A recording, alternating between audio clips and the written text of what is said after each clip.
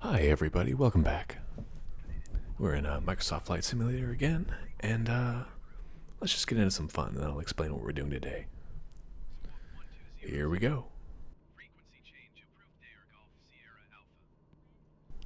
That's 280 down there against the Bayshore. Coming over Potrero Hill up to Mission Bay. Downtown there in the distance. It's amazing how much this area has developed in the last couple of years. Every single one of those buildings is new within the last 5.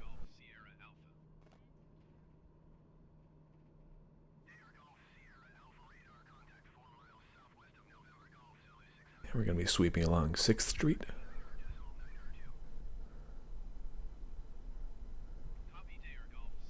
It's nice they got that mural just right.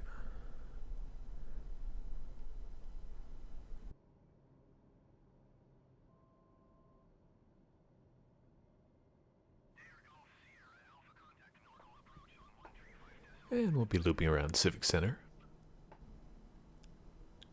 And there's War Memorial Auditorium, the Opera House, and Davies Hall. And we just missed City Hall. Let's come around and see that again.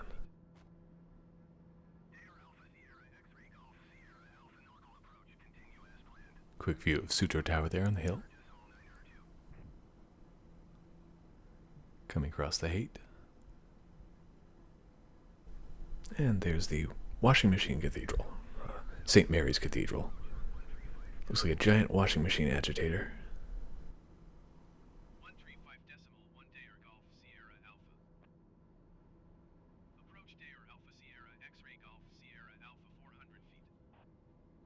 Coit Tower, Bay Bridge, downtown.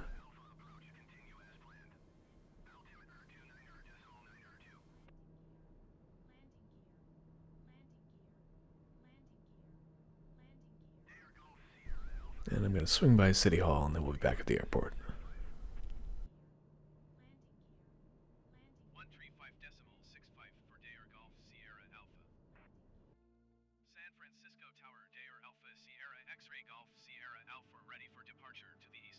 So, what we're doing today is taking a small flight to Reno. We're going to turboprop this time. Nice high cruising speed.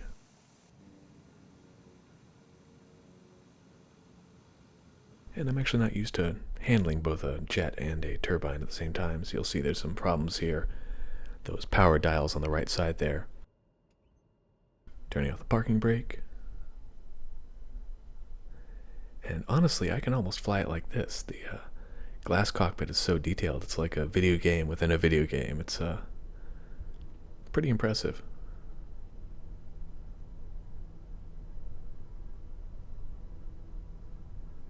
A little bit higher resolution outside though. But you know, if flying cars ever get off the ground, I want to see a flight sim inside a flight sim inside my flight. That would be cool. Somehow I feel like that might void the warranty though. You can do it on a Tesla. Let's go ahead and take a look at the airport.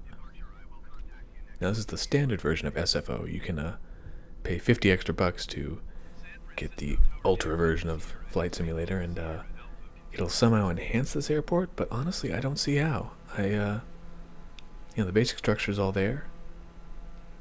Top for the international, 3 terminals. I got no complaints.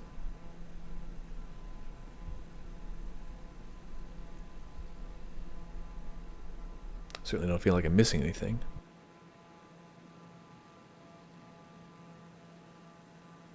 And really that's all you get. You get several detailed airports, quote unquote, and a couple new planes, and that's it.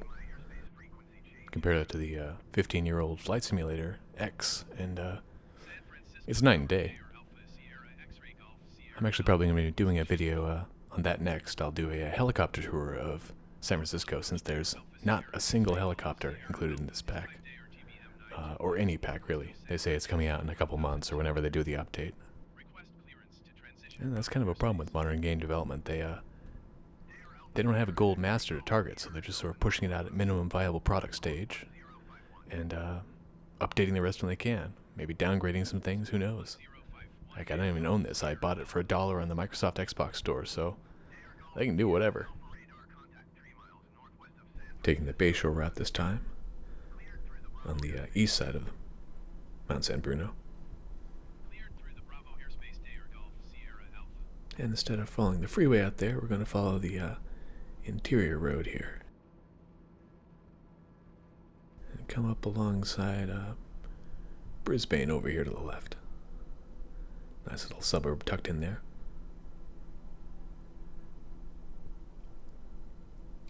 And the reason we're going inland is I wanted to show the one of the largest convention centers I know of.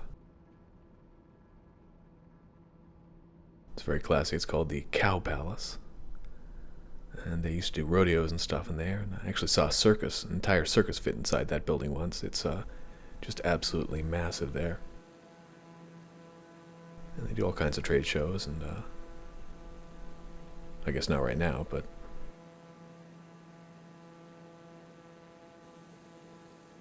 and Bernal Heights there. And I'm going to try and do a little more editing in this video. It's Reno's a long flight. A lot of it's just sort of cruising, so going to be doing some cross dissolves and some hard cuts, and sort of show you the highlights. Zuckerberg Hospital there, right below my tail.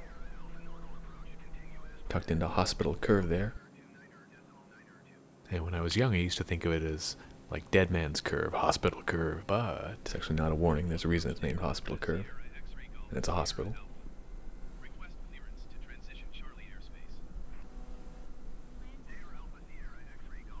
And the reason we're cruising in nice and smooth here is we're trying to hit the Bay Bridge just right. I had a previous outtake that didn't quite work out because I realized that I just can't take that bridge at 200 or 300 knots. And as an aside, the whole time it's screaming landing gear, landing gear. That's the one warning I don't know how to turn off. In fact, maybe you can't turn it off. It's probably a safety feature. But I really wish there was like a stunt mode switch where you just tell the automation to chill out. Nice view of the city. Salesforce Tower notably absent.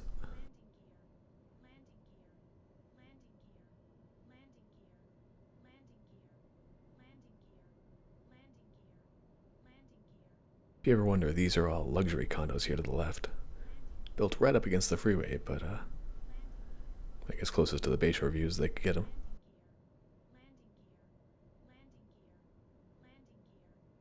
And I am way under speed here, kicking up the throttle at the last possible minute.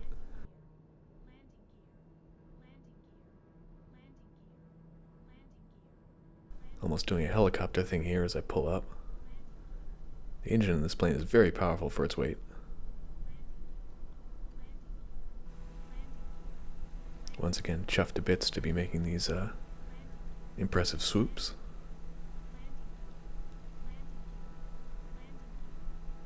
Because there's really only a couple meters of clearance. If you hit one of those pylons, it's not going to be good. It's going to be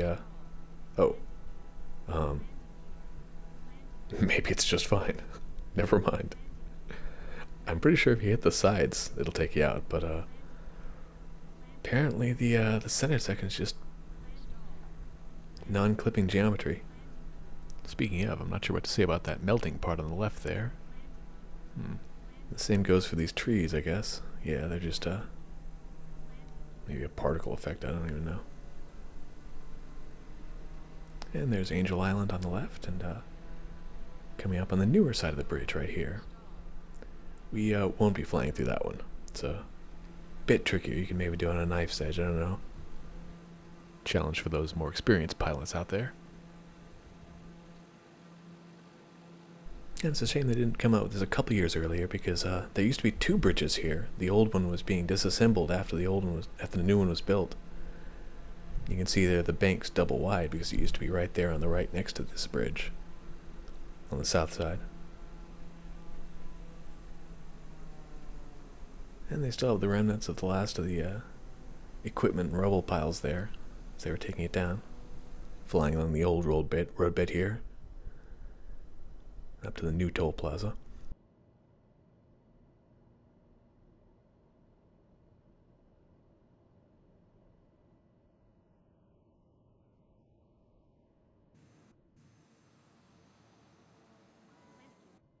and your mind's not playing tricks, we're now going double speed. Want to, there's a lot of flat area to cover here, and not a lot to see. A little bit of downtown Oakland here, but it's mostly just flat on this side of the bay.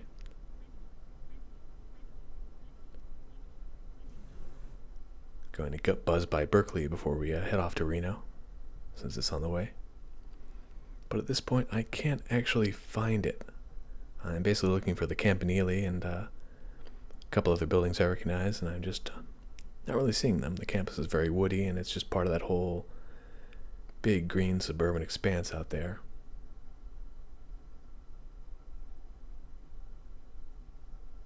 I still love the detail in this, though. Trucks on the road. All the windows seem to be in the right place. Obviously, they had to do something with all that Bing map data, right? And flight simulators are more forgiving than other kinds of virtual reality because you're sort of flying over it at hundreds of miles an hour anyway. But all these houses look correct to me. And here I finally found Berkeley. You can see the athletic fields there under my left wing, and Campanile straight ahead. Gym there and the pool, and I think these are assorted science and humanities buildings. Main entrance. There's the tower.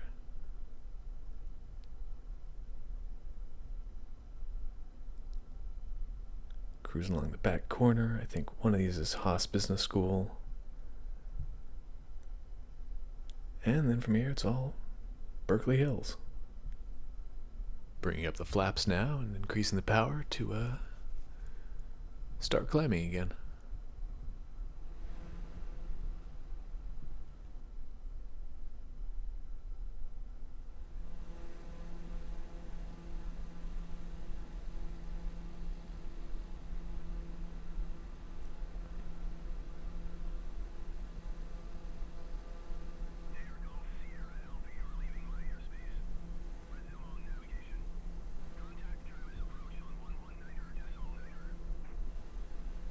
And I'm really glad we have an auto radio now. It'll just do the talking for me. And at this point I noticed that my prop is way over speed. It's a little red thing blinking there at the very bottom of the screen. Pulling the throttle back down. 29.9 or what? That doesn't mean a lot to me. I'll have more on that later.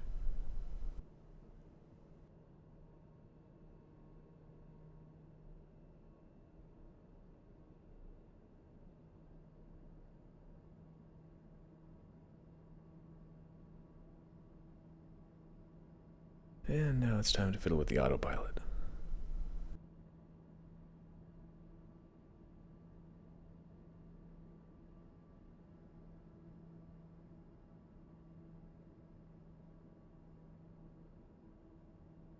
I just want to be cruising around, and so I'm figuring out what all the buttons are.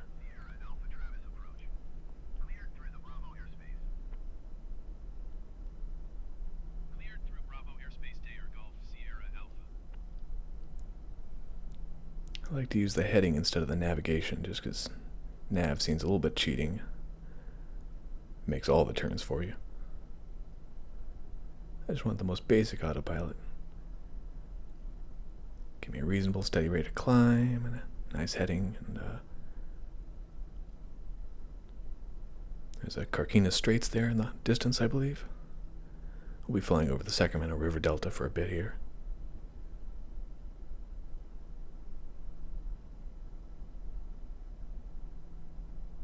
And let's see, I'm still pretty far away from the line. I drifted for a while I was looking at the autopilot, so we're going to have to find that again. Basically flying almost due east to recapture it.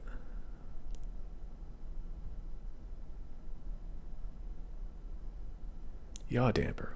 What is a yaw damper? I don't want an undampened yaw.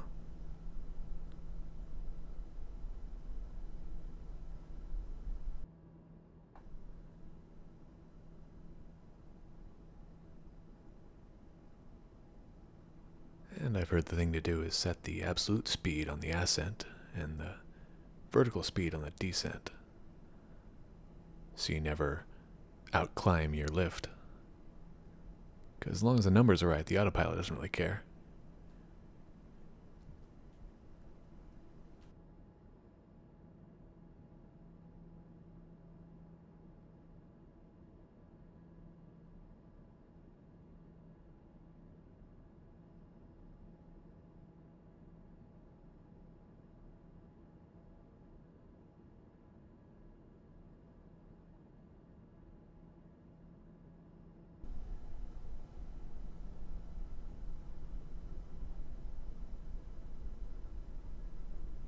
At this point, we're just maintaining a nice 123 knots.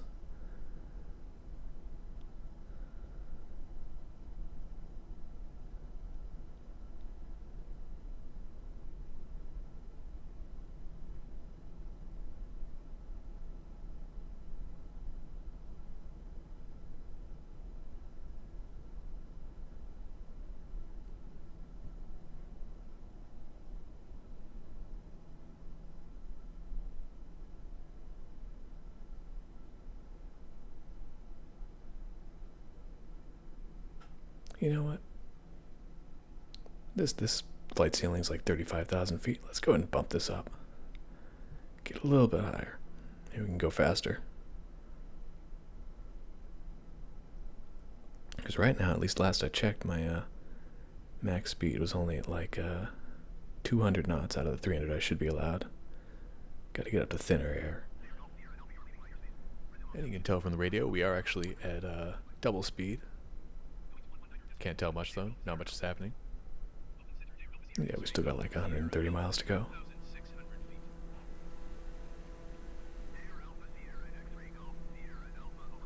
Just sit back, relax, and enjoy the view.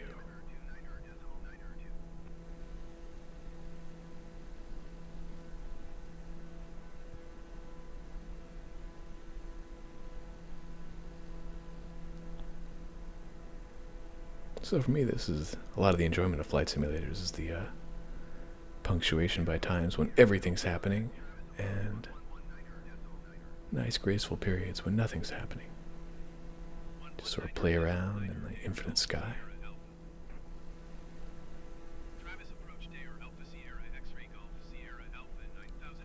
I always think it's interesting that people talk about self-driving cars and how that's the next big thing, when really it's a lot easier, I think, to make something fly on its own. A lot fewer things to crash into. Never have to worry about hand signals or traffic direction.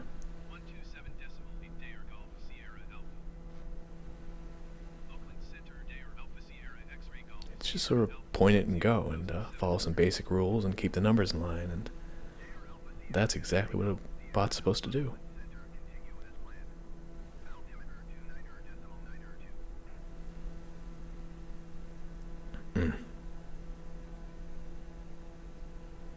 I come from a generation when self-shadowing was the height of 3D rendering.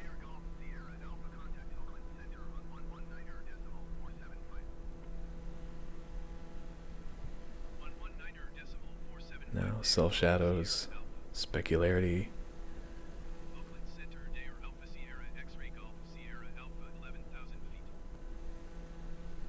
I fixed the frame rate, by the way. I dropped it down to 1080p, and that fixed everything basically. So it's more than playable on a 1070, 1070 Ti actually.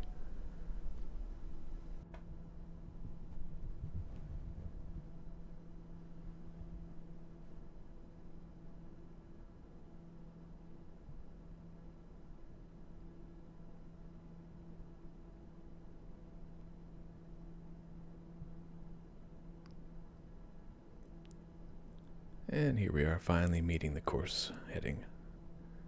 Just turning a little bit manually here for the satisfaction of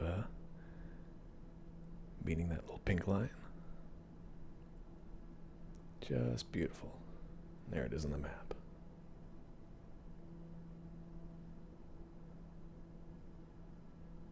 So now that we're back on course and going to dial in the heading presently, we're basically good.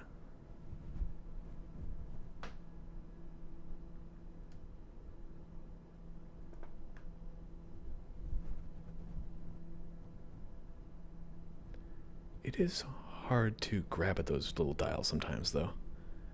Especially when the cockpit's twisting like this. You wouldn't get that because you'd be moving with the craft in real life. But, I wonder how VR is going to deal with that, because it's like the best and worst case scenario where you're, reaching out for a little dial on a point in space. You don't want to hit the wrong button. But maybe it'll actually make it easier, I'm not sure. Because you'd be moving the camera exactly with your head. Oh well. Time to take a little nap here. Wonder if oxygen's important. Nah. Wait. We alright? Oh, what was that? Huh? Oh. Fuses? Okay. Wonder what that dial does. We'll get to you later. Anyway. Everything good? Alright.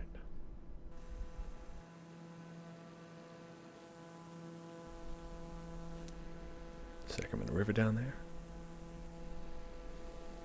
Smooth sailing. Flying. Whatever.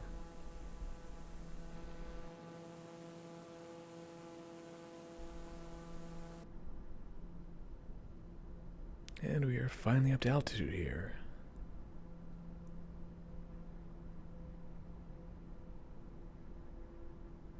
And now that I realize we're only about 100 miles away, let's see, if we descend 1,000 feet per minute, take us 19 minutes to get down. Except the altitude's not quite at, I think it's at like 8,000, maybe 6,000 in Reno. 6,700. I don't know, I'll dial down 8,000 just to make sure.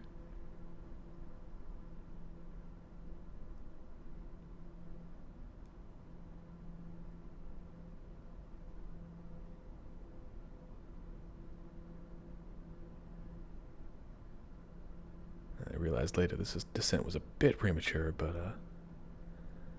it's basically just a short hop when I get over the Sierras, and that's it.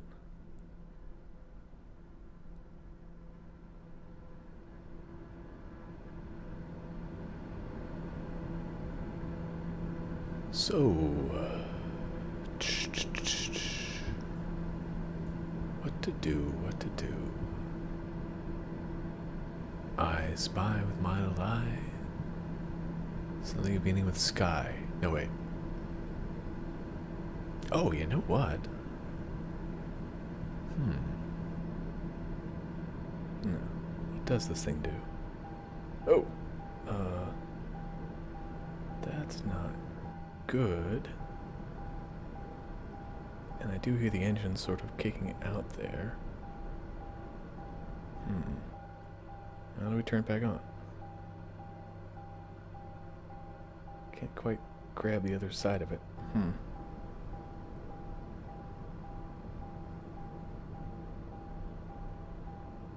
Oh, okay, we can only turn it the one way. There we go.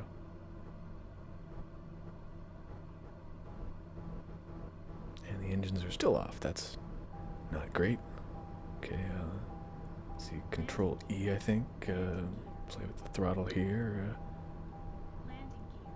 One red blinky. Ooh, more yellow blinkies. Oh. Okay, I think they're doing something now. Okay, there we go. Power restored. All in a day's work. So I think we can probably call it a wrap there. Before I go, I wanted to touch on the radio one more time, though. I think I would have gotten into general aviation a lot more if it weren't for the radio component. See, it's more like a radio job with flight on the side. You have to be very specific, you have to be very accurate, and you have to listen all the time. And, I just wish there was a better system. I wish there was an auto radio like this has, or some sort of messaging system, something where we could actually see the numbers on the screen. Seems like that's way overdue. For years, to get a ham radio license, you had to learn Morse code. And they don't even do that anymore, because nobody uses Morse code. It's kind of shocking to me, terrifying, really, that that's still the system we use. It's sort of guys on mics, runner, diner, alpha, and that's how we control the world's aviation. That's geez, guys, send a text. But that's probably enough for today. We'll leave the Reno arrival for next time. Thank you for joining us.